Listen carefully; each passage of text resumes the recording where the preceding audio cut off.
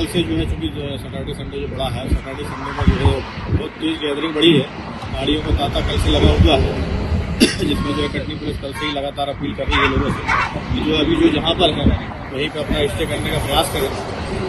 और जैसे ही आगे की स्थिति जो है आगे अपना जो है मेहर सतना और रीवा, ताकि जैसी स्थिति काफी की सामान्य होगी तो जो अवरुद्ध कराया जाएगा, फिर उसको धीरे धीरे जो है रिलीज भी किया जाएगा। इसलिए पुलिस की सबसे अपील है कटनी पुलिस की कि जो जहाँ है वहीं पर स्टे करने का प्रयास करें और सुरक्षित रहें। अनावश्यक जो है यहाँ वहाँ से आए बाएं दाएं गाड़ी डाल करके जो है अव्यवस्था फैलाने का प्रयास न करें। अभी जहाँ स्टे रहे, जैसे ही आगे की व्यवस्था बढ़िया होती है, काफी बढ़िया होता है, तो यहाँ से भी आपको टेस्ट किया जाएगा। लगातार जो हम लोग जो है यूट्यूब और अन्य भी इसके माध्यम से, मीडिया के माध्यम से जो है आप लोगों को जागरूक करने के लिए और अपनी स्थिति बताने के लिए जो है लगातार कल से इसमें जो है जानकारी दे रहे। और एक मैसेज आया आपके प्रशासन से कि जहाँ भी है पीछे मुड़ के घर तरफ जाए। हाँ, ये भी हम लोग अपील कर रहे हैं।